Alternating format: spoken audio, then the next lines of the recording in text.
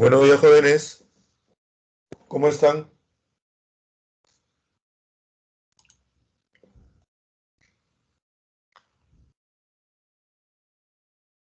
Hola, Valeria.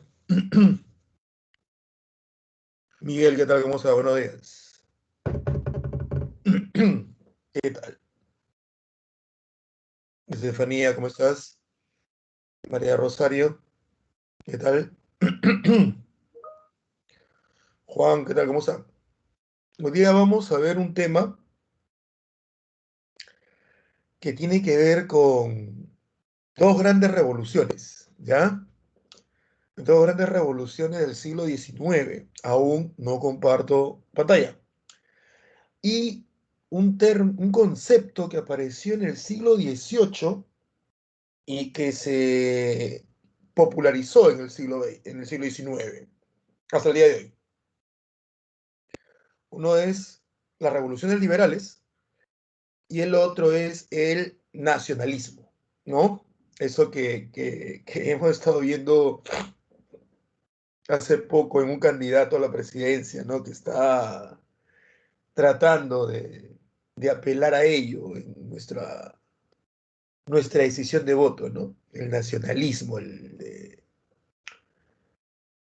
traer el Huáscar y esas cosas, ¿no? Me parece lo más cómico. Pero bueno.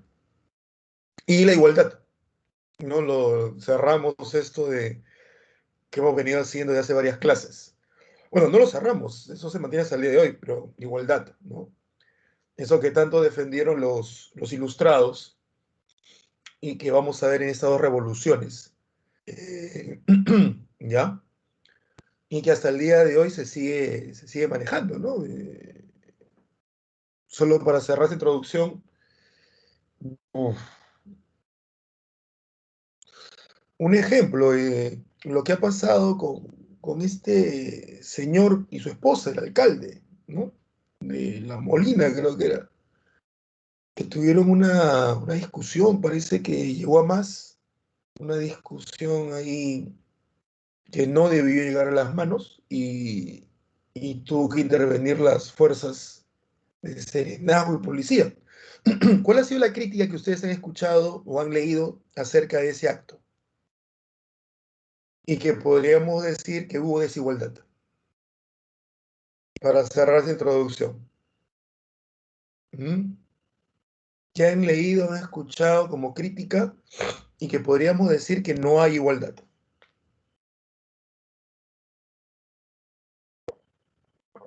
Por favor, escriban, despierten.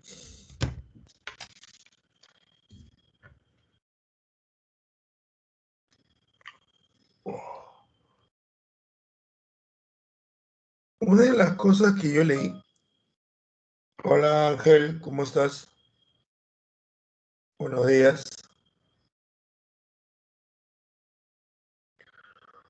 Una de las cosas que yo leí y que escuché es que porque es hombre llegaron rápido. Cuando una mujer llama, demora. No hay igualdad. Y yo considero que ese caso se puede tomar como un caso de desigualdad, sí, pero no me parece que todo se reduzca al problema, no me parece que todo se... Hola Josué, hola Luis.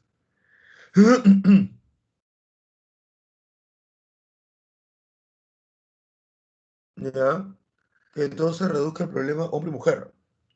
Yo creo que ahí la desigualdad pasa porque si una autoridad llama, van al toque, pero si una persona del pueblo o una persona que no es autoridad, hombre y mujer, no van tan rápido.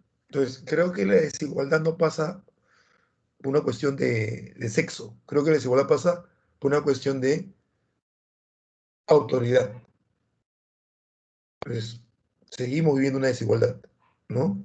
Lo vamos a ver eso hoy día con la revolución, las dos grandes revoluciones del siglo XIX en Europa. ¿Ya? Hola, Aileen.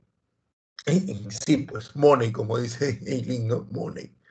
Eso es lo que pasa, porque si hubiera sido una alcaldesa también iban rápido, ¿no? hubiera sido una congresista mujer, que obviamente nadie desea pues que estén involucrados en problemas de violencia familiar, ¿no? Nadie. A ver, vamos a comenzar. Vamos a colocar primero un Word, ¿ya? Para hacer un pequeño resumen y colocarnos en lo que estamos. Exacto, pasa por eso, ¿no, Ángel? Que son autoridad. Listo.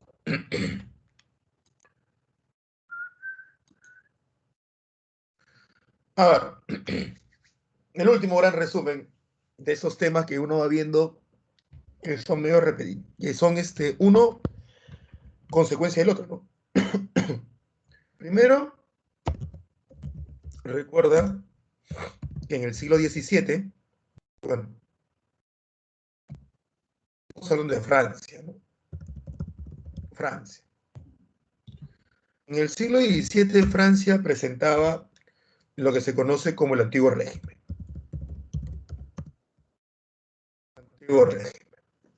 ¿Saben? No solamente ello. Tenemos que es una Francia que el siglo XVII es su siglo, ¿ya? Es el siglo de los franceses y tiene un rey destacadísimo que es Luis XIV. Entonces, acá vamos a hablar que es el siglo de los franceses, ¿no? Y posee tal vez la monarquía absoluta más importante de la época. El rey absolutista más importante. Más importante de la época.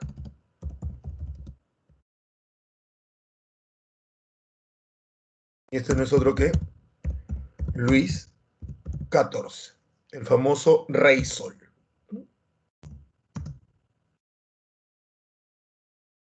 El que dijo el Estado soy yo, ¿no? Esa era la Francia del siglo XVII. Para el siglo XVIII, Francia nos presenta la ilustración. La ilustración. Que como sabemos, la ilustración fue un movimiento intelectual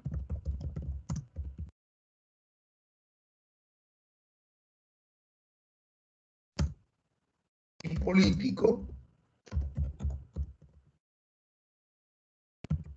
que usó la razón sobre la fe. Cuestionó al antiguo régimen. Cuestionó al antiguo régimen. Y propuso una sociedad de igualdad y un gobierno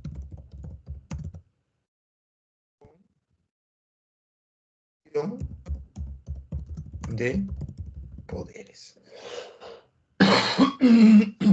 En este caso, cuando hablamos de una sociedad de igualdad, estamos refiriéndonos que pretende destruir, y lo lograron al final, destruir esa idea de relación entre seres humanos de yo soy tu señor, tú eres mi siervo.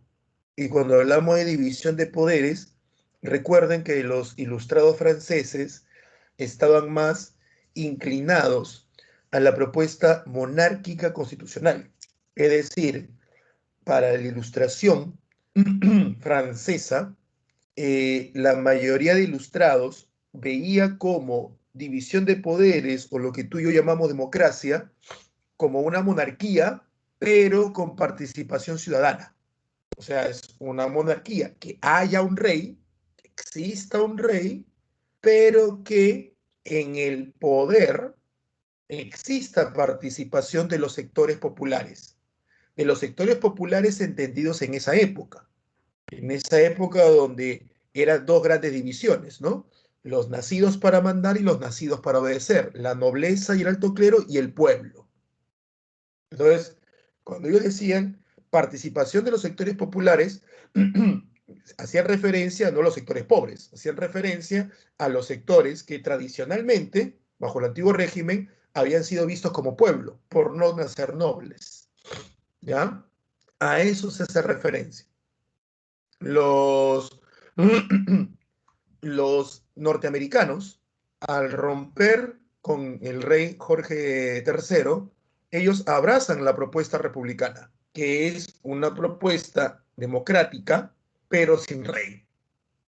En cambio, los franceses abrazaron la propuesta monárquica constitucional, que era la que estaba teniendo Inglaterra en esos momentos. Entonces, la Ilustración, muy intelectual y político, que usó la razón sobre la fe, cuestionó el antiguo régimen y propuso una sociedad de igualdad y un gobierno con división de poderes. Como esto no pudo darse, vino la Revolución Francesa. ¿Ya? Vino la Revolución Francesa, que lo que nos trae es una revolución burguesa, ¿recuerdan? Donde lo que busca la burguesía es acceder al poder político y lo logra, ¿no? Fin del feudalismo,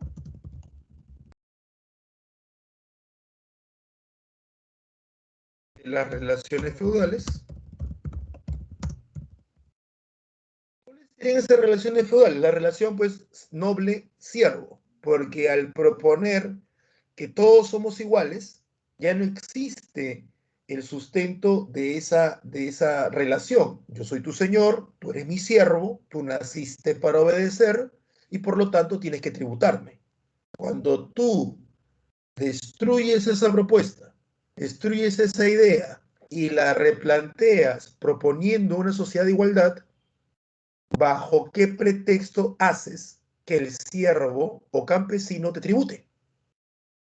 Es ahí donde hay todo un cambio, donde el siervo no tributa al señor, a su señor feudal, sino que debe tributarle al Estado. ¿Entiendes? Y eso es lo que va a ser también tema de hoy.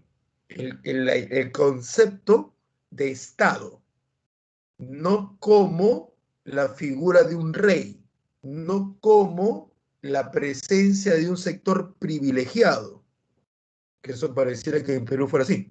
No, la presencia de Estado como una institución con poderes divididos democráticamente con acceso de los sectores populares a ellos, en búsqueda no del beneficio del monarca, y que el monarca, si tiene a bien, gobernar como un padre bondadoso para su pueblo. No, un Estado que se debe al pueblo, porque el poder del Estado proviene del pueblo. Y el único objetivo del Estado es gobernar en beneficio del pueblo. Esos planteamientos nacen aquí. ¿Se entiende? Aquí nace. Fin de las relaciones feudales, ¿no? Luego que tenemos en el siglo XIX, ya para entrar al tema de hoy, siglo XIX, tenemos pues la era napoleónica. Tema de la semana pasada. Un Napoleón que representa los ideales burgueses. Voy a bajar un poquito. Ahí estamos mejor. Representando los ideales burgueses y enfrentándose a los defensores del antiguo régimen.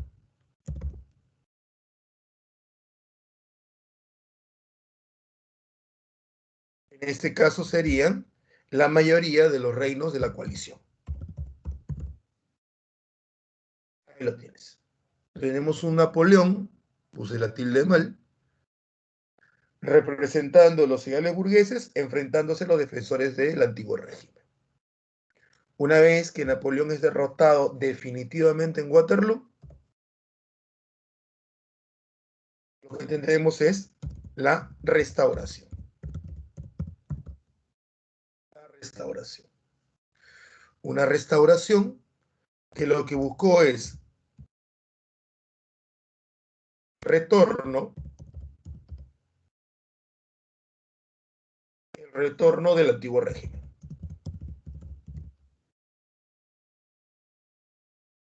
Eso buscó la restauración, el retorno del antiguo régimen. Un antiguo régimen que había sido criticado por la Ilustración y golpeado mortalmente por la Revolución Francesa, ocultado por la era napoleónica. Una generación, más de una generación, que habían vivido sin los ideales del antiguo régimen y que ahora se les pretendía imponer. Era imposible que eso fuera a darse sin lucha. Más aún en una Francia donde se había dado una revolución. Las revoluciones, como le dije, chicos, son cambios radicales y como tales son cambios que en momentos X pudieron haber demorado cientos de años, lo vemos que cambian en menos de 10. La Revolución Francesa, piénsalo. Los adultos que entran a la Revolución Francesa, los campesinos adultos, los sans-culottes adultos que están en la toma de la Bastilla, nacieron con un tipo de sociedad y mueren con otro. O sea, es un cambio muy violento. Y cuando me refiero a violento, no me refiero solamente a las muertes. Imagínate vivir una sociedad y que en un lapso de menos de 50 años, todo ello estalle frente a tus ojos y todo ello tenga un cambio de 180 grados. Eso es una revolución. No es como nosotros vemos ahora, ¿no? Cosas que van sucediendo en muchos casos gradualmente. No, que en una sola generación se ve todo eso. O sea, cómo esa generación que ve esos cambios, cambios que de muchas formas lo benefician a la gente del pueblo, el sector mayoritario, y que no solamente ve los cambios como si fueran ellos agentes pasivos, meros espectadores, no, sino que ellos ven los cambios y son partícipes directos de esos cambios. Son partícipes directos del sostenimiento de esos cambios, ya sea peleando en Francia durante la Revolución o ya sea formando parte del ejército de Napoleón. Porque en ningún momento Francia le dio la espalda a Napoleón. O sea, quiero que esto también quede claro. En ningún momento el pueblo francés, tipo lo que pasa con Robespierre, que al final se le terminan volteando y lo terminan matando, en ningún momento el pueblo francés se hartó, se hostigó, se decepcionó de Napoleón. La semana pasada les mostré la tumba, que es una cosa impresionante. Pero al final Napoleón termina como terminó porque es derrotado por las potencias europeas después de 15 años. Es un desgaste tremendo. Pues, ¿dónde más iba a ir? Pero no es que le den la espalda a Napoleón. Entonces, ¿cómo esa gente, cómo esas personas que nacieron durante la revolución, que lucharon en la revolución y que lucharon en la era napoleónica, les pretendes la restauración, devolver una realidad con la cual no nacieron y si lo hicieron, lucharon para acabar con ella, porque esa realidad los perjudicaba, los oprimía, ¿ya? ¿Cómo pretendes volverlos a ello? Por eso es que no resulta. Y es por eso el tema de hoy, las revoluciones liberales. ¿Mm? Es esta población que lucha contra, y es en toda Europa, pero siendo el epicentro de todos ellos, Francia, pues, porque es la Francia que la ha sangrado, que la ha luchado, que la ha vivido, para la cual nadie se la tiene que contar. Ellos han estado ahí y que no van a permitir que se vuelva a dar. Es por ello, chicos, siglo XIX, ¿ya? Es por ello, muchachos, señoritas, ¿ya? Es por ello que luego los propios historiadores, como el caso de Marx, cuando ven esta realidad que están ellos siendo partícipes, estos cambios que pasan a sus ojos, es por ello que dicen, no puedo dedicarme solamente a estudiar a los grandes personajes o reyes. O sea, acá está la masa. Hay que entenderlos a ellos. Ellos están haciendo algo. La historia no es la historia de grandes hombres únicamente. No es la historia de lo que gente iluminada se supone hace. No, es la historia de las masas. La gente tiene cerebro, la gente tiene sentimiento, emociones, sueños. Muchas veces manipulados, pero sueños. O sea, hay que estudiarlos a ellos, hay que entender todo ello. Y es por ello que cambia también la historia en estos siglos. O sea, la visión que tiene la historia y el historiador sobre o acerca de el pasado. Y no un pasado de reyes únicamente. ¿Ves? Entonces, es importante. Lo voy a pasar a poner el PPT. Voy a ver si tienen alguna consulta.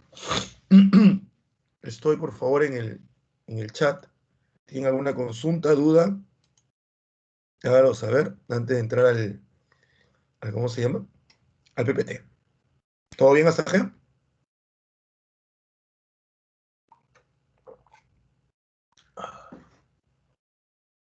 Sí, ¿no? Gracias, Juan. Listo, entonces vamos a ver algunas cositas.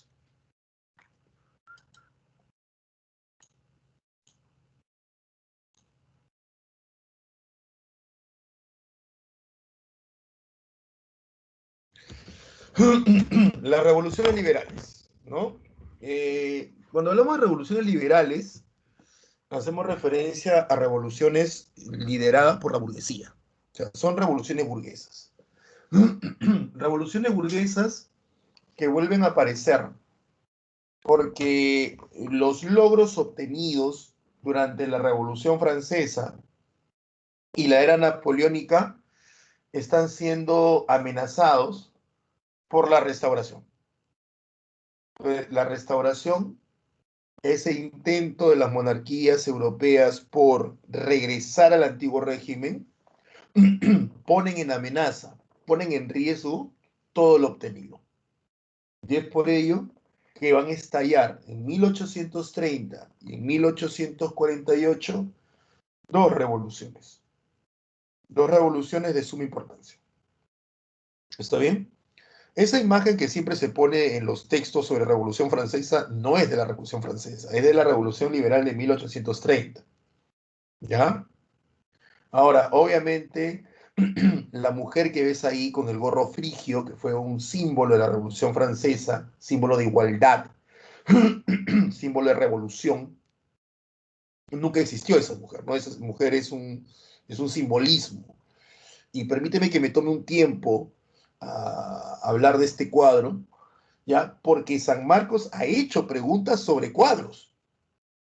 O sea, San Marcos ha colocado en el examen de admisión cuadros y te ha hecho preguntas sobre ellos, demostrándote que la historia no solamente se sostiene en bases escritas, en fuentes escritas, sino que todo aquello es una fuente, toda producción humana es una fuente, ¿ya?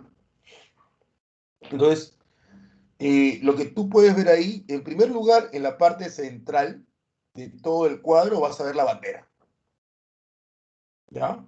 Si tú partes el cuadro con una cruz, la bandera. Eso es lo primero que vas a ver. en alto. Y sosteniendo la bandera, el simbolismo de la patria. Una mujer, ¿ya?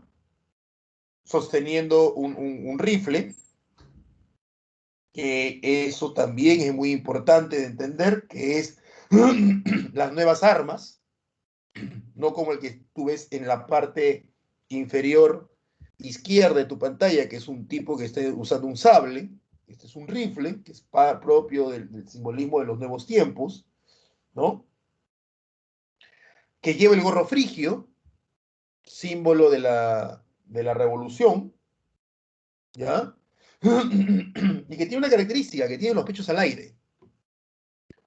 Y que los pechos al aire no es no es una connotación sexual, no lo es, no lo es. El mostrar los pechos y unos pechos protuberantes es el simbolismo de que es una madre. Los pechos protuberantes, ¿no? Tal vez hoy tengan otro significado, pero antes unos pechos protuberantes significaban lactancia, lactancia. Entonces es una madre, es la madre patria que está guiando a sus hijos hacia la libertad, hacia la lucha. Y el hecho de utilizar a mujeres, madres, como símbolos de esto de que es la patria, es algo muy entendible desde el plano psicológico, porque el amor más puro, más fuerte es hacia la madre. No digo que no ames a tu padre, pero hacia la madre es mucho más fuerte, ¿ya? O hacia la figura femenina que tome ese papel. Pero en circunstancias comunes, el niño o la niña se apega mucho a la madre. Cuando un niño, muchas personas no entienden esto, ¿no? Cuando un niño dice o una niña dice su primera palabra, entre sus primeras palabras está papá y no mamá, muchas, muchas señoras escuchan eso, ¿no? Oh, y uno cargándolo 8 meses, 9 meses en la barriga para que lo primero que diga sea papá. Al contrario, yo mujer me sentiría feliz. ¿Por qué? Porque si la primera palabra que dice un niño es papá, implica que el niño considera que el primer ser fuera de él, distinto a él, que reconoce es el papá, porque a la mamá la sigue viendo como parte del niño, como un solo ser unido. Por lo tanto, no reconoce a la madre como un ser individual, sino que reconoce a la madre unida a él o a ella, al bebé. Y por lo tanto, el primer ser que lo ve como individuo, o sea, separado del bebé, es el papá. Por eso, si la primera palabra es papá, quiere decir que la relación con la madre sigue siendo muy fuerte. Y eso, ojo, no es mi opinión, eso lo dicen psicólogos. Entonces, por eso que nos dicen, ¿no? Lucha por la patria, la madre patria. El amor materno, el amor hacia la madre, es un amor incondicional, o al menos debería serlo. Entonces, trasladan esa idea hacia el amor a la patria, donde el amor a tu patria tiene que ser incondicional, donde el concepto patria viene a reemplazar el concepto rey, donde antes la gente iba a las guerras medievales peleando por la gloria del rey, y toda la gente gritaba, por Jorge, sí, y todos corrían, por Carlos, sí, y todos corrían. Hoy no, hoy es por Francia, por Perú, por Chile. Reemplazas. Y todo esto está pasando en este periodo. Por eso que la iconografía, los dibujos, representan un simbolismo. Y tiene mucha carga. Y San Marcos ha hecho preguntas sobre ello. Y vemos ahí gente de todo estrato. A la mano izquierda vemos un tipo con un sable y mira el tipo de ropa y gorro que lleva. Pero a su lado tienes a un tipo con levita y sombrero de copa, que representa la burguesía.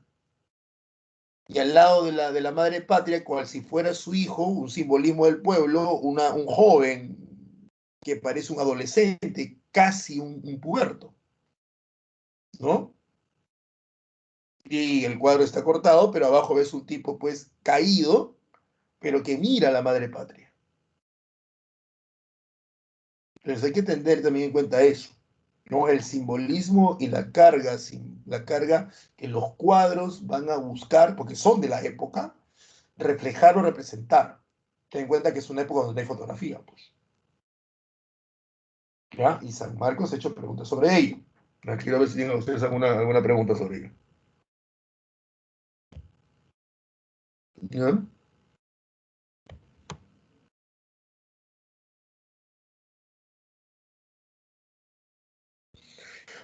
Sí, Juan, una vez creo que pusieron un dibujo del juramento del Salón de Juego de la Pelota. En Historia del Perú han puesto sobre ¿cómo se llama?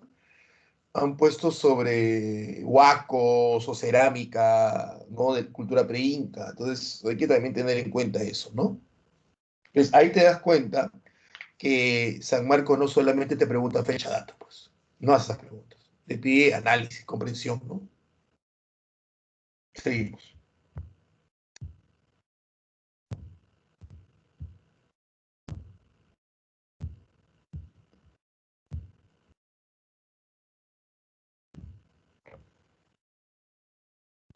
Bueno, como le decía, ¿no? Las revoluciones liberales están relacionadas a la burguesía. Son revoluciones burguesas. Son revoluciones burguesas que van a levantarse en contra, al menos la primera, en contra de la restauración. Por eso que la restauración dura hasta 1830. No están de acuerdo con la restauración. Y vamos a narrar algo. A ver, no leas lo que está ahí. Te narro, te narro los acontecimientos como fueron. Eh, Cuando Napoleón fue desterrado la primera vez a la isla de Elba, en el mar Mediterráneo, los restauradores, es decir, los ganadores de Napoleón en la batalla de Leipzig, traen a un nuevo rey a Francia, ¿no? El nuevo rey que inicia lo que se conoce como la restauración borbónica era Luis XVIII. Luis XVIII era el hermano menor de Luis XVI, el rey decapitado durante la Revolución, y el que le sigue a Luis XVI. Se proclama como Luis XVIII porque Luis XVI, su hermano mayor, tuvo un hijo que no llegó a ser rey porque a su padre lo decapitan durante la Convención Nacional, un momento, como tú recordarás, de república, un momento donde estaban ahí muy fuertes los girondinos y los jacobinos, y obviamente nadie, en su sano juicio, hubiera propuesto nombrar un nuevo rey bajo esas circunstancias, ¿no? En esa atmósfera de mucha tensión, de mucho radicalismo. Entonces, el hijo de Luis XVI, el que debió ser Luis XVII, él no asume el trono. Al contrario, él muere en la revolución. El muchacho muere de tuberculosis, muere. Pero muere horrible, ¿ah? O sea, olvídate. A su papá lo decapitaron y su papá la sacó barata. No, el chico muere horrible, lo tuvieron encerrado, eh, no le daban de comer, estaba en una celda donde él tenía que coexistir con sus propios excrementos durante semanas, era una cosa horrible, lo que el pobre muchacho tenía heridas supurantes, le salían gusanos del cuerpo, o sea, lo que le hicieron a Luis XVII, olvídate, Luis XVI decapitado y María Antonieta decapitada la sacaron barata, el hijo sufrió bastante, lo torturaba. Entonces, eh, cuando regresa el hermano de Luis XVI, él reconoce al sobrino como rey legítimo y se proclama como Luis XVIII, reconociendo que hubo un Luis XVII. Este Luis XVIII se establece como rey con ciertas actitudes absolutistas, pero luego Napoleón se escapa de Elba, ¿te acuerdas? Y regresa a Francia, inaugurando lo que conocemos en la historia como el gobierno de los 100 días. Obviamente que Luis XVIII, cuando ve a Napoleón, dijo, no, mejor aquí corrió que aquí murió, y hablamos, y se fue. Viene Napoleón, su gobierno en los 100 días, ¿no? Pierde en Waterloo, en Bélgica. Napoleón es enviado a Santa Elena, que es una isla horrible, y termina Napoleón pues muriendo de cáncer, y trae nuevamente a Luis XVIII, ¿no? Luis XVIII regresa, ya con una actitud más moderada. Luis XVIII realmente reina como una monarquía constitucional. Es decir, está Luis, pero hay un parlamento, hay una asamblea legislativa en la cual la burguesía tiene presencia. Entonces, Francia va a tener una monarquía constitucional. Luis XVIII reinará desde 1814, que fue la primera vez que lo colocaron, luego en el 15, hasta 1824, que Luis XVIII muere. Luis XVIII muere en 1824, ¿no? A la muerte de Luis XVIII, no deja hijos. El que asume el trono es su hermano menor, o sea, el hermano menor también de Luis XVI, que se llamaba Carlos. Carlos X. Carlos X, a diferencia de su hermano Luis XVIII, Carlos X sí tenía actitudes monárquicas, absolutistas. Este tipo sí tenía actitudes de desprecio hacia las libertades e igualdades logradas, ¿no? Él llegó hasta decir, para mí, antes que reinar como el rey de Inglaterra, o sea, con un parlamento, prefiero irme al bosque a cortar leñas. O sea, él estaba totalmente en desacuerdo con los logros de la Revolución Francesa, totalmente en desacuerdo.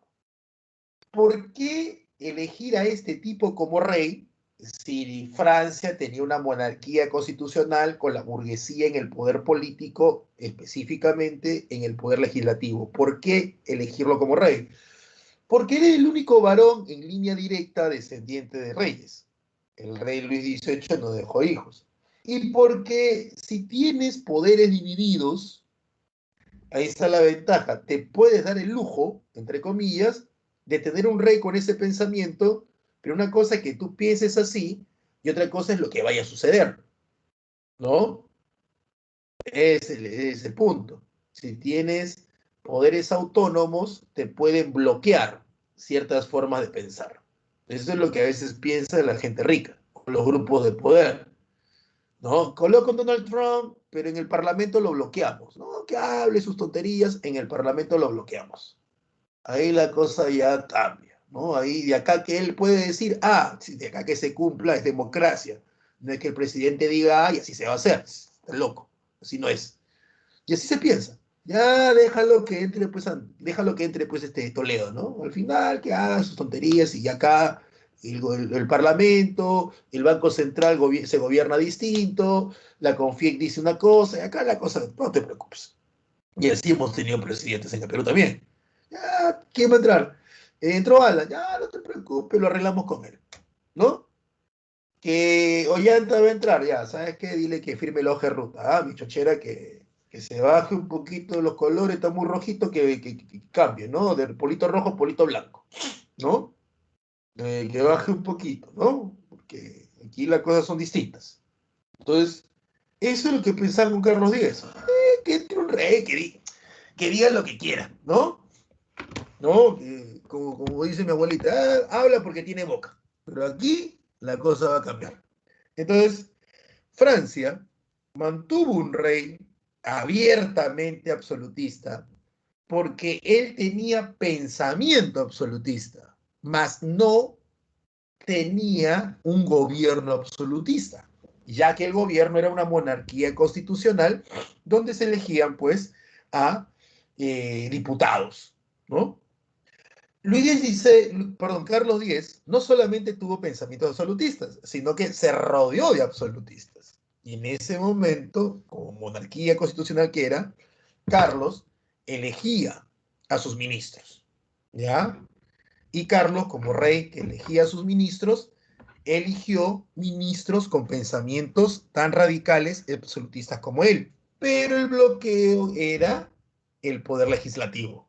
Ese era el bloqueo. Ahí era donde le detenían, como diríamos coloquialmente, le paraban el macho. Ahí. ¿Qué va a suceder? Que Carlos va a tener cada vez personas más radicales, y como ya hemos visto cuando escuchamos también en televisión que los radicales a veces no piensan bien y hablan tonterías, ¿no? En cualquier extremo de la política, sea de derecha o de izquierda, los radicales hablan estupideces, porque es una característica de los radicales.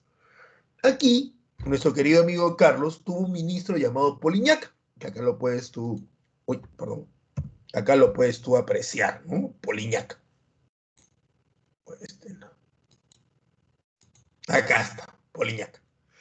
Y este ministro, primer ministro absolutista Poliñac, tenía puestas las esperanzas, junto con Carlos, que en las elecciones de 1829, las elecciones del Parlamento, las elecciones del Poder Legislativo, ellos, los absolutistas, meterían un montón de diputados absolutistas y esto cosa iba a ser pues la restauración total.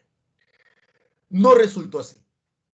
Al contrario, la burguesía logra la mayoría amplia en la Cámara de Diputados. O sea, el poder legislativo seguía en manos de la burguesía y del pensamiento liberal.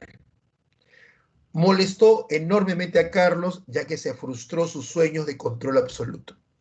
Y Polignac lo aconsejó a Carlos y le dijo: no permitas que esta nueva Cámara se instale. Es como decir, ganaron las elecciones y deberían instalarse en una cantidad de meses. Ya, él dijo, no lo permita, pon peros, pretextos, ve pateando todo. Hasta marzo, a ver qué se nos ocurre. Y así fue. Carlos no instaló la Cámara hasta el mes de marzo de 1830.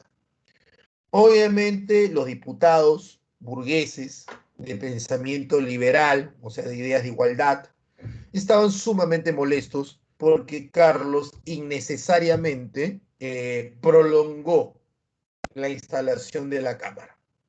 Y cuando entran, proponen un documento, el documento de los 221 creo que se llama, documento por el cual le piden a Carlos directamente, ¿sabes qué? Deshazte Poliñac y de todo tu Cámara, de todo tu Consejo de Ministros, una tontería eso, desastre. Y Carlos no lo hace. Carlos no lo hace en abierto enfrentamiento al poder legislativo. Y Poliñac, junto con el Consejo de Ministros, le dice a Carlos: Rey, disuelva el Parlamento. ¿Eso te suena conocido? Hay en la Constitución, porque si Francia es una monarquía constitucional, hay una Constitución, hay en la Constitución, en el artículo 14 específicamente, una opción para que usted reine solo. En caso de emergencia, el rey tiene el poder de disolver el Congreso y el Parlamento, perdón, y gobernar solo por un tiempo. Y ya, como no va a haber Parlamento, porque las leyes salen del Parlamento, el rey puede reinar en base a ordenanzas. Rey, haga eso. Convocamos elecciones y ganamos. ¿Te suena eso? Y el rey le hace caso a Poliñac y disuelve el Parlamento, ¿no? Y comienza a dar ordenanzas en julio, las famosas ordenanzas de julio, ¿no? Las ordenanzas de Polignac, o también llamadas las ordenanzas de Saint-Claude, ¿no? Perdónenme mi francés, que de francés solamente no francés, ¿ya? Porque en Saint-Claude, que es una región de Francia, ahí donde las da. Y todas estas ordenanzas acaban con los derechos individuales. Acaban con la libertad de expresión, acaban con la libertad de imprenta, acaban con la libertad de reunión. O sea, se tiran abajo los logros de la Revolución Francesa. Y obviamente, pues, como te dije hace poco, esta gente que la ha peleado, la ha luchado, la ha sangrado, no va a permitir pues que este rey venga a hacerle esto, ¿no? Y la gente se levanta. En Francia, y se da lo que se conoce como las 3 jornadas gloriosas, ¿no? 27, 28 y 29 de julio. La prensa juega un papel muy importante, ¿no? Cuando la prensa está bien dirigida y está a favor del pueblo, ahí lo tienes. El problema es que aquí no tenemos una prensa así. Aquí nos dicen que hay prensa independiente, ni una es independiente, cada una maneja poderes todos. La única prensa independiente es la que no está en la televisión, creo. Es la única. Pero bueno, el 27, 28 y 29 de julio sale la gente a las calles, se enfrentan junto con la Guardia Nacional a los ejércitos del rey. Muchas tropas del rey se cambian de bando, no quieren estar al lado del rey. Sacan los adoquines, que no es eso que comes en verano. Adoquines son esas piedras que están en el suelo. No sé si ustedes han caminado por algunas provincias, sus calles o sus plazas tienen piedras en el suelo, ¿no? Están ahí, metidas ahí, ¿no? Creo que Arequipa tiene eso, ¿no? Sí, uf, décadas que no voy a Arequipa, ¿no? He visto que el Cusco lo tiene, nunca piso el Cusco, algún día iré. Ya, a eso le llaman adoquines. Entonces sacaron eso y crean barricadas. Al final, Carlos, en esos 3 días, tiene que abdicar, ¿no? Tiene que abdicar y se va. Se va. La revolución ha triunfado. Nadie, a partir de Carlos, nadie, no solamente en Francia, en ninguna parte de Europa Occidental se le va a ocurrir la idea de establecer una monarquía constitucional. Nada, nada, perdón, de restablecer el antiguo régimen. Nadie, están locos, no van a matar. Y se cambia, ¿eh? Ya no se cambia, ya no van a tener una monarquía constitucional donde el rey tiene poder ejecutivo y el parlamento, el poder legislativo, donde el rey elige su... Ya no, ya no. Aquí se pone más radical, aparece una monarquía parlamentaria. En una monarquía parlamentaria, el parlamento, electo por el pueblo o por los representantes de ellos, ¿ya? Porque había en ese colegios electorales, el Parlamento elige al primer ministro, elige al poder legislativo y es el poder legislativo con el primer ministro electo por el pueblo los que van a elegir a los ministros, ya no el rey. O sea, en una monarquía parlamentaria, para entrar a una cuestión muy simple, el rey pierde poder. En monarquía absoluta, el rey tiene todo el poder. Así es simple. Monarquía constitucional, el rey pierde poder y tiene poder equilibrado con el parlamento. En una monarquía parlamentaria, el que tiene poder es el parlamento. Esas son las ideas liberales. El poder tiene el parlamento, porque el rey los ha decepcionado. Y ese es el gran debate que tú vas a ver acá en la historia del Perú también, ¿no? Entre conservadores y liberales. Darle mucho poder al presidente por encima del parlamento o darle más poder al parlamento por encima del presidente. O sea que en el Perú hubo ese debate, ¿no? Entre conservadores y liberales.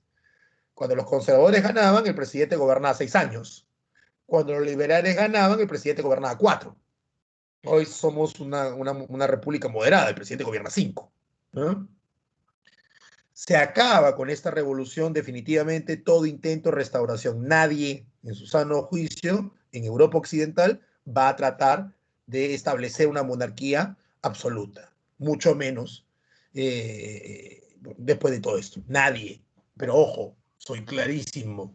En Europa Occidental, porque no vas a estar diciendo, profesor, ¿y Rusia? Rusia no es Europa Occidental. Rusia es Asia y un cachito de Europa Oriental. Saquemos de la ecuación Europa Oriental. Estamos hablando de Europa Occidental, de Alemania hacia el oeste. Eso. Entonces ya nadie va a tener esa idea, ¿no? De monarquía absoluta. Después de la Revolución 30, nadie.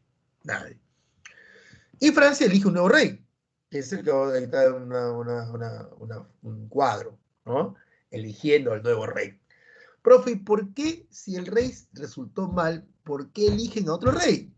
Porque, insisto, la burguesía francesa, los revolucionarios franceses, no ven hasta este momento como negativo un gobierno monárquico, siempre y cuando el gobierno monárquico no sea absolutista. Todavía Francia no abraza la idea de una república como forma definitiva de gobierno. Ellos todavía mantienen la idea de una monarquía. ¿Ya? Luego de lo que va a pasar a continuación es donde ellos ya establecen una república. Porque recuerda que hasta este momento la república solamente la estaba manejando Estados Unidos y los países de América del Sur, pero no estaba resultando bien. ¿O tiene alguna pregunta? ¿Ya?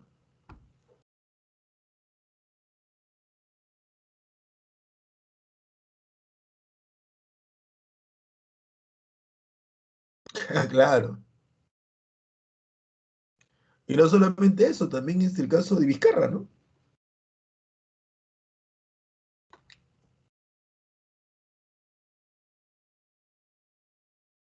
Pero ahí lo tienen. ¿Alguna pregunta, duda? Aprovechen que estoy en el Parlamento, iba a decir. En el chat. Aprovechen, por favor.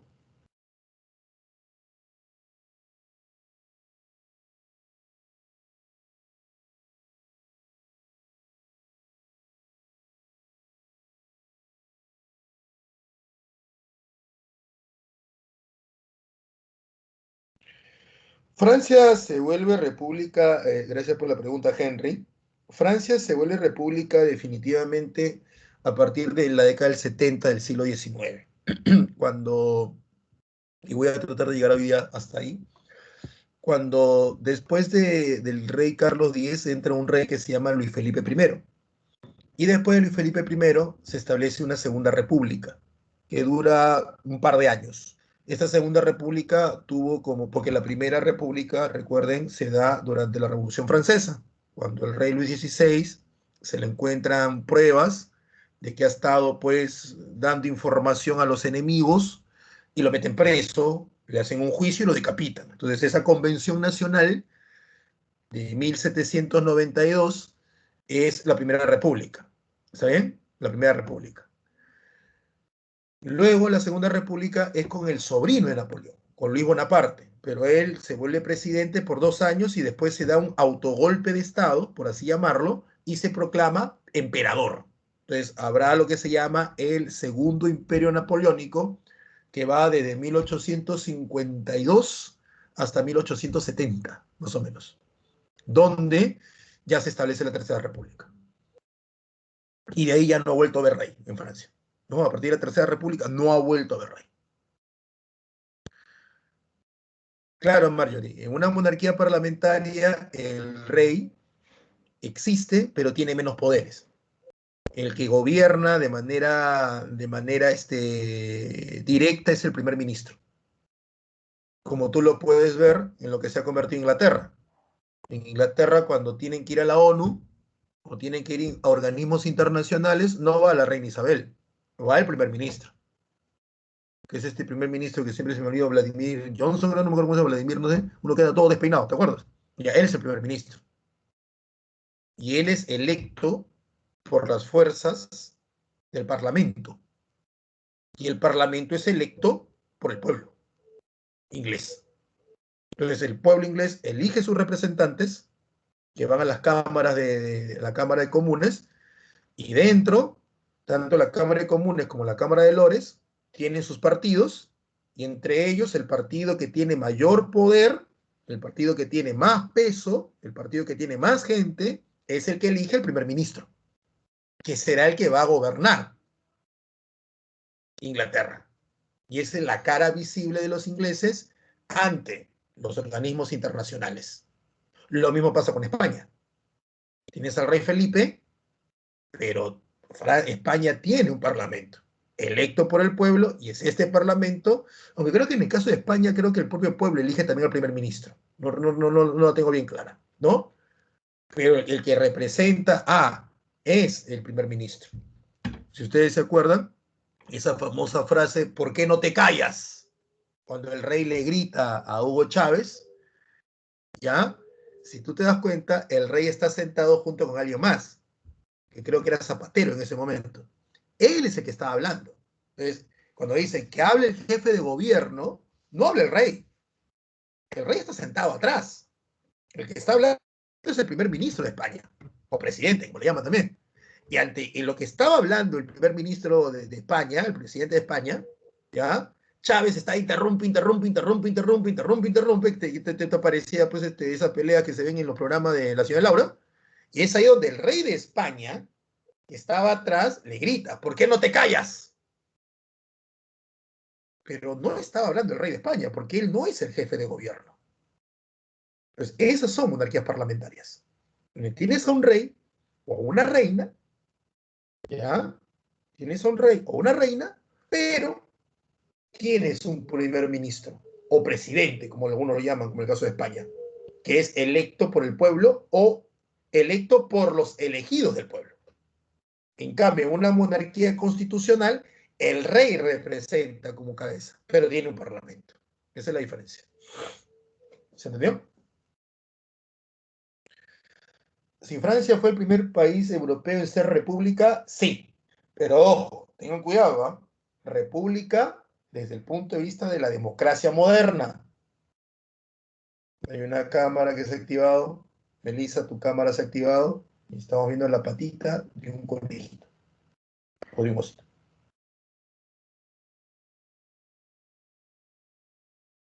O de la naricita. Melissa Chávez, tu cámara, por favor.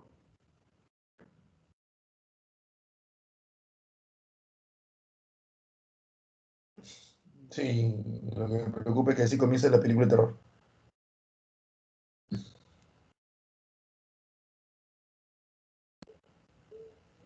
Por favor, la cámara, ¿eh? Bueno, seguimos. ¿Yo puedo desactivarlo? Eso es lo que no tengo claro. Creo que no, ¿no?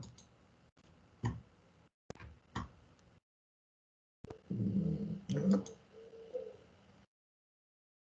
no, no puedo. Sí, creo que sí. No puedo. Esperemos que no le haya pasado nada, nada grave. Sí, así comienza la película de terror, se mueve y aparece un tipo. Así. Aparece algo feo, ¿no? Un reggaetonero, no sé. Pero bueno, entonces esa es la gran diferencia, ¿no? Esa es la gran diferencia, ¿ya?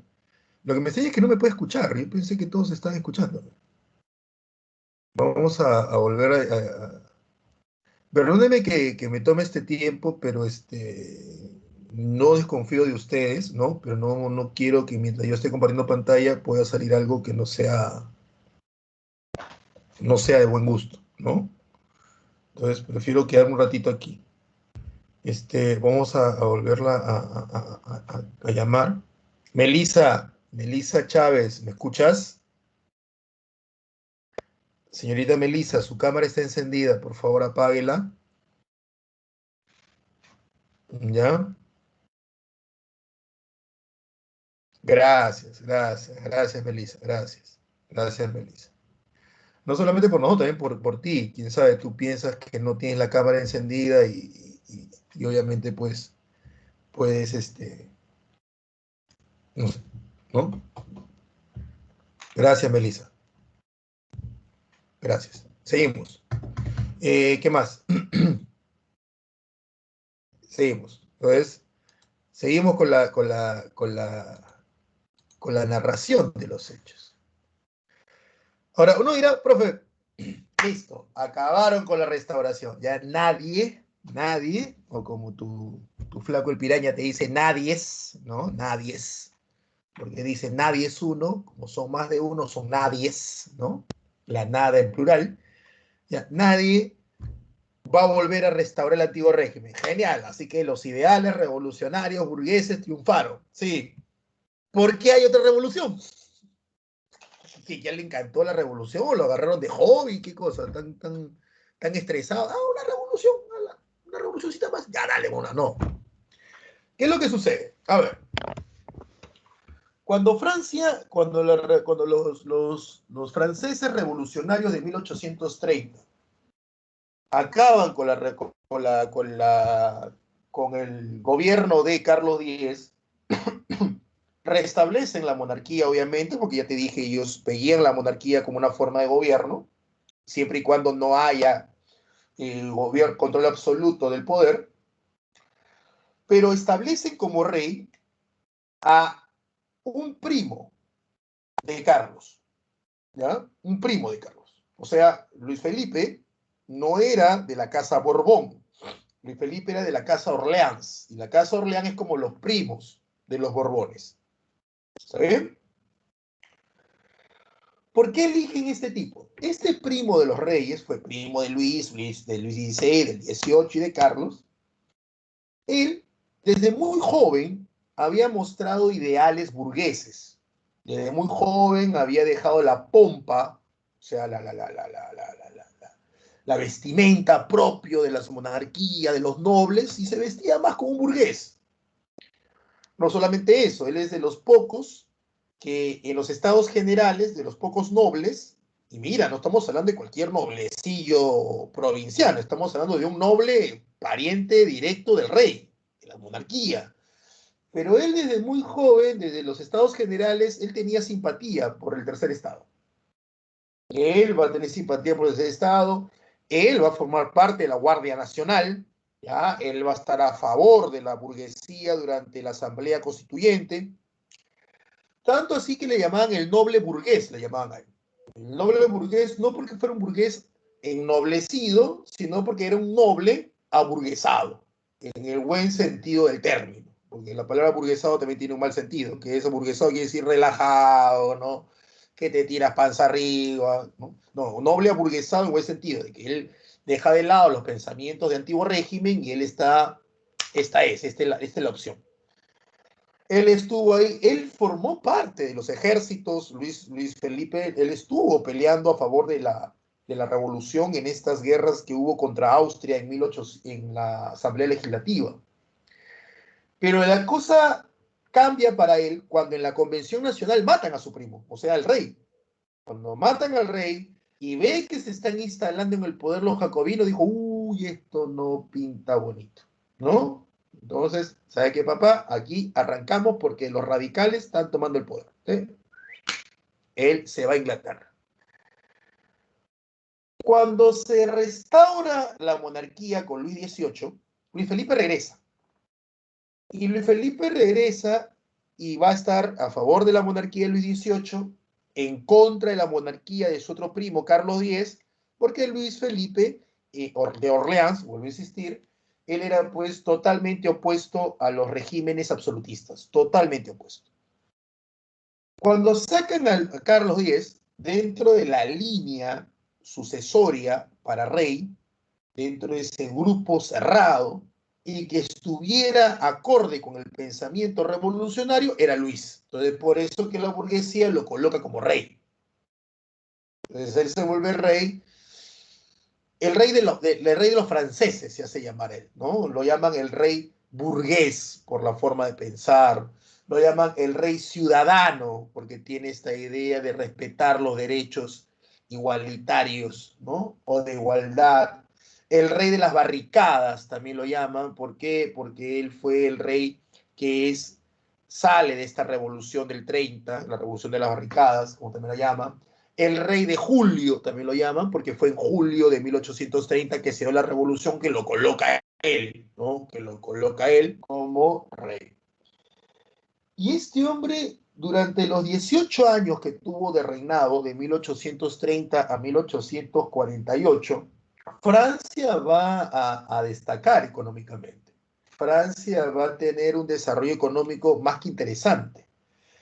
Y esto se debió a que Luis Felipe de Orleans cumple con el objetivo que lo colocaron. Los grupos burgueses de poder colocan a este rey y este rey gobierna para ellos. O sea, todo lo que le proponían o le pedían los burgueses poderosos, este rey lo cumplía. Francia, económicamente, fíjate, sube de una manera impresionante. ¿Ya? De la Francia quebrada de hacía 40 años a la Francia de ahora, una Francia que se había vuelto potencia económica. Tanto así que le estaba luchando de tú a Inglaterra. No te olvides tú que en la década del 60, ya vamos a tener 50, en los 60, perdón, vamos a tener una casa francesa, la casa Dreyfus, que le está quitando a los hijos del país y que esto le quitaron a su vez a la casa Gibbs la exportación del guano, ¿no? Entonces, Francia en estos 18 años crece bastante, macroeconómicamente. El problema es que todo este crecimiento económico, en base a una fuerte alianza entre el rey y la burguesía francesa, tiene un costo. Y este costo son los pobres, porque se les explota muy fuerte. 18 horas trabajando de manera continua en las fábricas, trabajaban niños, ¿ya? A los cuales no se les pagaba, tenías que sacar carbón, porque estamos en la primera revolución industrial, que tiene como fuente de energía el carbón, y este carbón se sacaba de minas, minas a las cuales utilizaban niños, ¿ya? Niños de 10, 7, 8, 9, 12 años, niños que los metías en los socavones y que a veces los socavones eran tan pequeños que el niño tenía que empujar unos coches, esos coches para sacar el mineral, dos, tres, cuatro niños, y muchos no salían por los gases, o muchos dicen que después de estar tantas horas trabajando, ni siquiera se atrevían a pararse derecho, porque ellos entraban encorvados, porque los dolores de la espalda, de los músculos, de estar tanto tiempo encorvado eran horribles, ¿no? Si tenían hambre, le daban un pan duro, si tenían sed, le daban whisky, ¿no? Un montón de niños alcohólicos, niños que no llegaban a cumplir 2 años trabajando en la mina porque morían de tuberculosis, morían de cirrosis, horrible, ¿ah? Y tienes muchas novelas de la época, Oliver Twist, todo lo que le pasaban a los huérfanos, que ya no se les mataba, porque antes las madres cuando no querían a un niño los ahorcaban, los mataban y los tiraban al río. Los ríos de Europa eran horribles, estaban llenos de niños muertos, ¿no? Y es donde la iglesia dice, ¿sabes qué? Entreguenlo mejor a una beneficencia, a un orfanato. Y el orfanato, pues, entregaba a los niños a los dueños de minas, y era toda una desgracia. Y lo que era peor era que la situación había pasado de feudo a fábrica, ¿no? La explotación pasó de feudo a fábrica, pero aquí cambió algo, porque en el feudalismo te explotaba un señor feudal. En el capitalismo francés del siglo XIX te explota un burgués. Pero en el feudalismo tu explotación estaba justificada porque naciste para obedecer. Ese fue el pensamiento que se instaló en las cabezas, en las mentes de los sectores campesinos populares de Europa durante 1000 años. Tú trabajas para el Señor porque Dios así lo quiere. Pero con la nueva realidad que nos trae la Revolución Francesa, la situación cambia. Porque ahora tú eres igual al noble, tú eres igual al rey, tú eres igual al burgués, solo que tú eres pobre. Entonces tú necesitas dinero para vivir y para salir adelante. Y si tú quieres salir adelante, trabaja duro. Porque si no, primero, no vas a tener con qué comer, ya que te sacamos de tu campo, ya no tienes cómo tú producirte tu propia cosecha, y estás en la ciudad donde no produces nada, y tienes que trabajar. Y si no habían leyes, porque Francia no tenía leyes laborales, te despido. Y si te despido, ¿de qué vives? Así que si el obrero se quejaba de la explotación, el dueño te decía, chuchera, no te hagas problemas. Si a ti no te conviene trabajar conmigo, si tú te cansas por trabajar 18 horas, no te hagas problemas, eres un feudo. Aquí no estás amarrado, ahí está la puerta, gracias, pasa por caja, se te paga tu semana y chao. Afuera hay una cola enorme de personas que harían lo que fuera por tu puesto de trabajo. Da gracias que tienes un trabajo. ¿De qué vas a vivir en la ciudad? Si acá no tienes un corral para que tengas animalitos que criar, acá no tienes un campo de cultivo para que puedas sembrar tus alimentos, ¿de qué vas a vivir? Mal agradecido. Debería dar gracias que te dio un trabajo. Más de 200 años después, ese discurso se sigue manteniendo.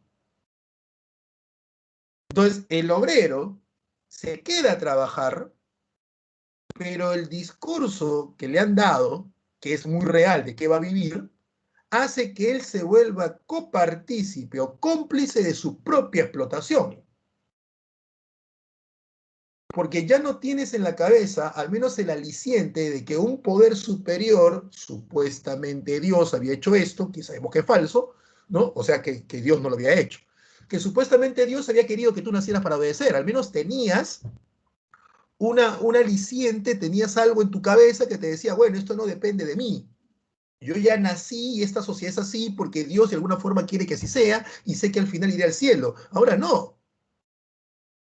Ahora comienza una nueva forma de relaciones laborales y una nueva forma de sociedad que se extiende hasta hoy, en la cual te dicen que si no te gusta, vete. Pero la pregunta es, ¿de qué vives? Y eso se extiende hasta ahora. Gente que te maltrata porque tú eres el empleado, te ofende, te insulta, bajo la premisa de que si tú te portas mal, yo te despido. ¿Y de qué vives? O clientes que tienen esta idea, porque no sé quién fue el torpe que dijo, el cliente siempre tiene la razón, no sé quién dijo eso, ¿no? Que puede pues ofender, insultar, maltratar a un empleado, a una persona que le brinda un servicio por algún error y tiene que gritar y sacar todas sus frustraciones, cóleras, odios y todos los problemas que tiene encima, y el empleado debe quedarse callado como si fuera un esclavo o un siervo. La única diferencia es que no es un esclavo porque no lo ha comprado el otro y no es un siervo porque yo sí lo quiere, es porque yo estoy pagando. Y como tu jefe no va a querer perder un cliente, mucho menos en esta época donde yo saco toda mi frustración por las redes sociales y dejo mal tu negocio, tú te quedas calladito. Toda mi cólera y frustración yo te la voy a gritar, te voy a insultar, te voy a ofender y hasta tal vez te agreda físicamente. Y pobre de ti que me respondas. Porque para eso, y esta frasecita me encanta porque me parece la más estúpida, para eso yo pago.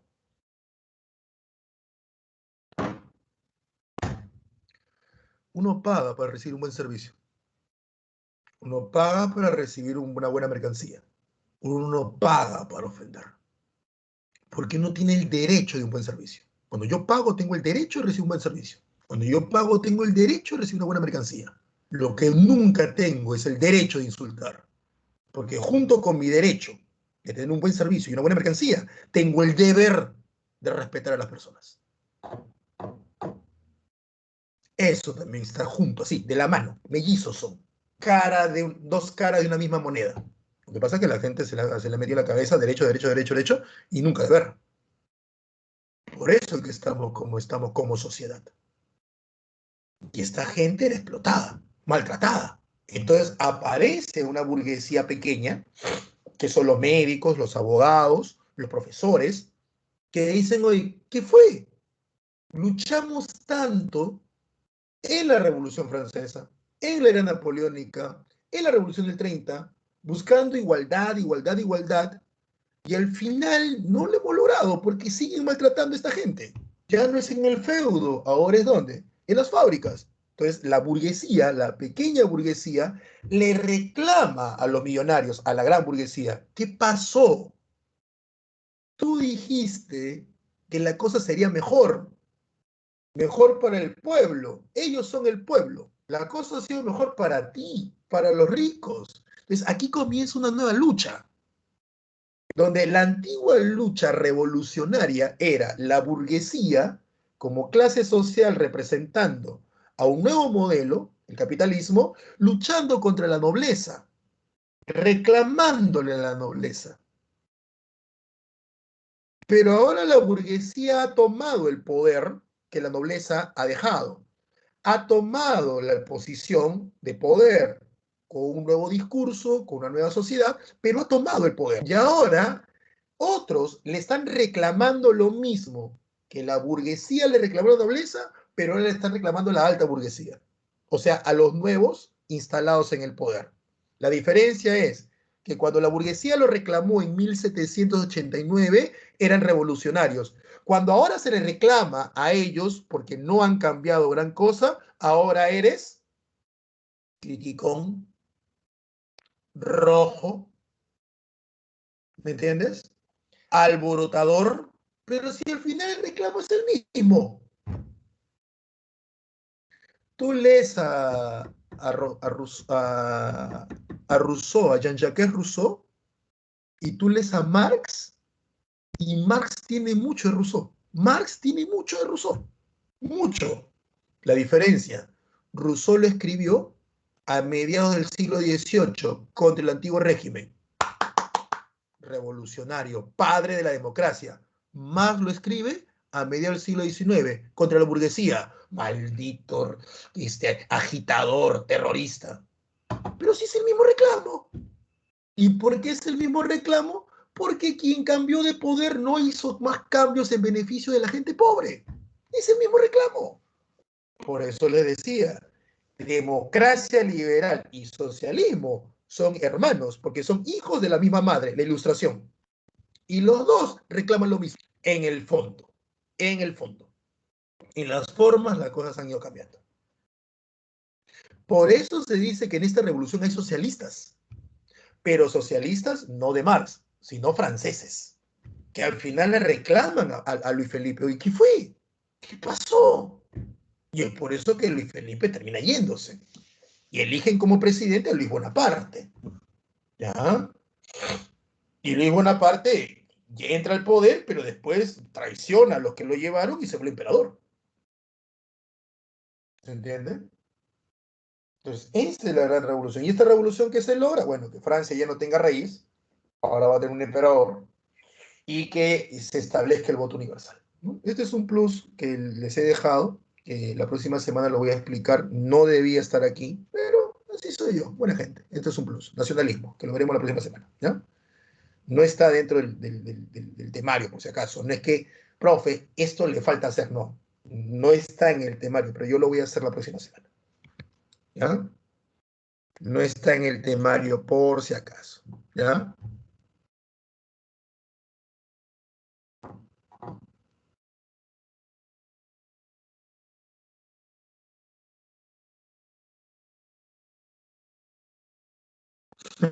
Ese Juan.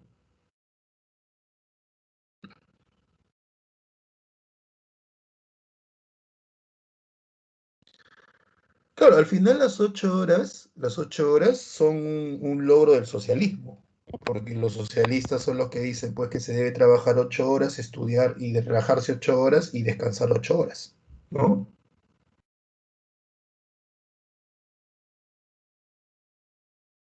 ¿Entiendes? Es así.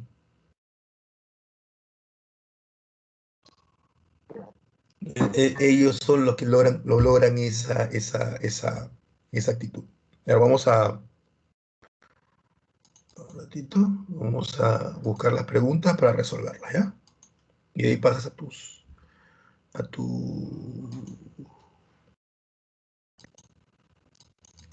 a tu práctica.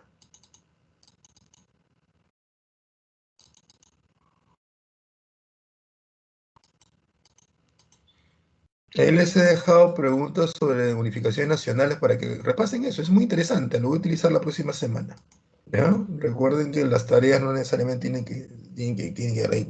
Practiquen con eso, por favor. A ver, clase social que impulsó las revoluciones liberales. Ah, la burguesía, pues, ¿no? La burguesía. Las revoluciones liberales se iniciaron en Francia. Los franceses no iban a permitir. Rey francés que inició la restauración borbónica en ese reino, Luis XVIII. Restauración borbónica es el retorno de los Borbones. Rey destronado de la Revolución Liberal, Carlos X. Las ordenanzas de Julio se relacionan a Carlos X, ¿no? Esas ordenanzas que él decía que había que gobernar sin parlamento. Las tres jornadas gloriosas, 27, 28 y 29 de julio, Francia. Francia. Jules de Polignac, ministro de ese, fue el torpe que, y ojo, no lo digo yo, hay textos que te dicen que fue el ministro más torpe, el político más torpe del siglo XIX en Francia. Conocido como el rey burgués, Luis Felipe I de Orleans. Presidente de la Segunda República, Luis Bonaparte. Sobrino de Napoleón. Emperador segundo imperio napoleónico, Napoleón III. Profe el segundo, el hijo de Napoleón. Pues, ¿no? Pasa lo mismo. Entonces, la clase 1C, 2A, 3B, 4D, 5C, 6A, 7A, 8B, 9A, 10C.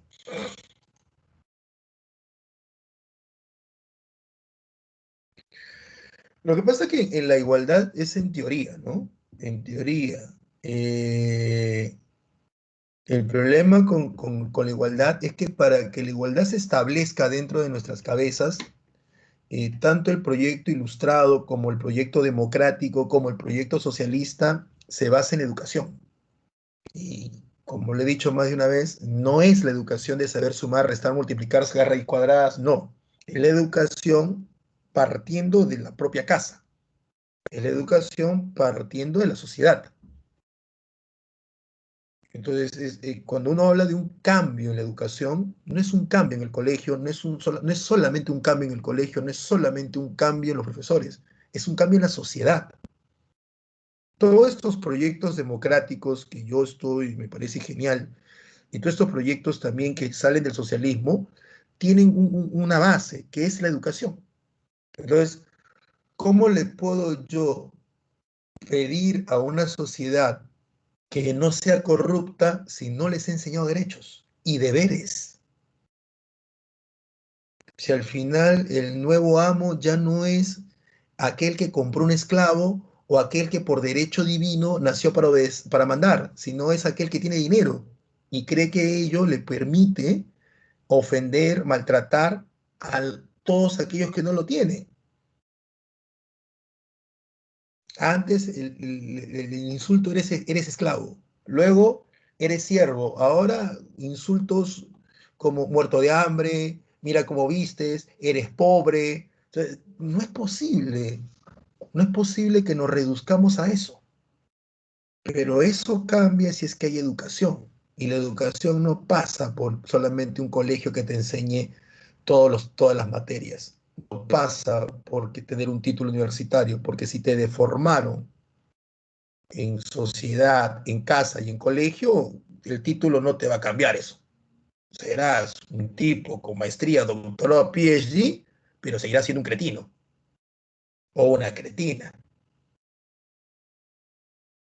porque eso viene formado de pequeño. Entonces, eso es lo que pide el cambio de educación. Eso es lo que pedía todos estos proyectos del siglo XVIII y XIX, pero que no se han aplicado en muchos países, por no decir en la gran mayoría donde esta democracia funciona. ¿Mm? Un simple hecho de idea de igualdad, ya para cerrar, porque están haciendo su práctica, es, yo no entiendo cómo la gente puede hablar de igualdad y derechos y hacen bromas en TikTok, burlando a otra persona, rompiéndole cosas o tirándole cosas así. O sea, yo entendería si es que todo está coordinado. Hoy vamos a hacer una broma para el TikTok y yo te tiro el agua, o yo te hago una broma, o yo te echo agua en la cara. Todo lo vamos. ¿Qué te parece? Ah, chévere, chévere. Pero hacerlo sin que la otra persona lo sepa, colocar una cámara a escondidas, solo para burlar de otra persona y colocar esa burla, o decirle algo a un niño para que el niño llore y burlarte y ganarte likes, eso es una decadencia total, total. Y ahí no pasa porque fuiste a un buen colegio, no, pasa porque falta educación y la educación viene desde la sociedad, no en las aulas únicamente. Y es por eso que estos proyectos no están completos. Sí, o sea, yo he visto, yo una vez me quedé tarado cuando vi que, no sé si era TikTok o qué, alguien que agarraba un celular de su hermana y se lo tiraba al suelo y corría y le decía, ¿cuántos likes y te compro otro? O sea, ¿qué es eso? ¿Mm? Ah, los feriados nacionales, Josué, fue algo que establecieron los socialistas, ¿ya? Con la idea de darle trabajo a los obreros, pero fracasaron, ¿ah? A los pocos meses se cerraron. Fue una propuesta socialista, pero socialista francesa, porque vamos a ver eso también. Muchos piensan que socialismo solamente de Marx, no. Antes de Marx ya había socialismo. Ujú. Sí. Yo no digo no se diviertan, diviértanse. ¿Quieren hacer TikTok? Háganlo, háganlo, háganlo. Tampoco voy a meterme en el plan de que solamente estudien. No, háganlo. Pero no lo hagan, pues, ofendiendo, burlándose o lastimando a terceros, ¿no? ¿Quieres ponerte tu celular y bailar? Baila. ¿Cuál es el problema? Baila. ¿Quieres bailar? Baila. ¿Quieres hacer bromas con tus amigos? Una broma en la cual todos están coordinados, háganlo. ¿Quieren matarse de risa? Háganlo. Simple y llanamente no ofendan a nadie, no maltraten a nadie. Y nada más. Por lo demás, ¿cuál es el problema? ¿No?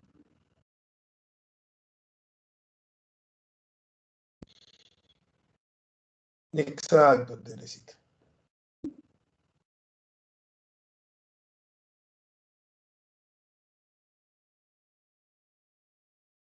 He visto muchos muy, muy interesantes. Algunos, me acuerdo que. Ah, de nada, José. A ustedes, a ustedes.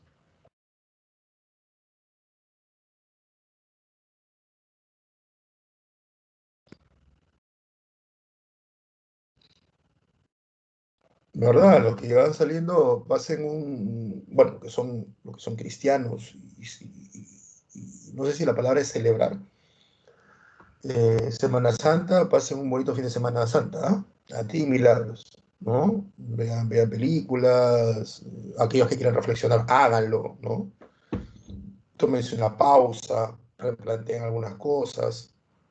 Gracias, Teresita, a ti también, ¿no? Gracias, Eileen, ¿no? Y aquellos que no son creyentes, respeten, ¿no? Y también tomen una pausa, no aprovechen, no aprovechen. Y ahora una película, ¿sabes? Gracias, Lucero. Gracias, Miguel. Nos vemos. Sí, sí, sí, Juan, voy a ver voy a sentarme a ver la de la Liga de la Justicia, esas 4 horas, ahí voy a aprovechar. Sí, Eli. Claro, José, lo que busca la pequeña burguesía es al final que se cumpla todo lo propuesto en las revoluciones. O sea, lo que le dice la pequeña burguesía es, oye, ¿qué fue? Propusiste algo para tumbarte a la nobleza, lo logramos, pero no lo estás cumpliendo, ¿no? Claro, el Snyder Cut. Sí, ya, ya, ya, el DVD, 3 solcitos. Listo. Piratón. No te preocupes, ya Sore, cuídate también. Gracias, Joel, nos vemos. Y se van a poner, sí. Bien, bien, yo sé, bien. Canchi gaseoso, y engordar.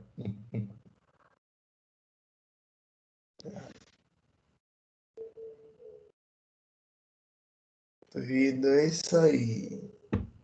En Netflix hay una película, sé que tiene Netflix, y si no, ya debe estar en DVD, que es interesante, se llama El Tigre Blanco. Es una película india y es una crítica al régimen de castas en la India. Interesante la película, ¿eh? Interesante, ¿ah? No tiene escenas fuertes, no tiene escenas subidos de tono. Interesante, ¿ah? Yo la recomiendo. Uy, José. Bueno, esperemos que no sea así, si no, gustazo, José, ¿ah? Cuídate bastante también tú, pasa un buen fin de Semana Santa.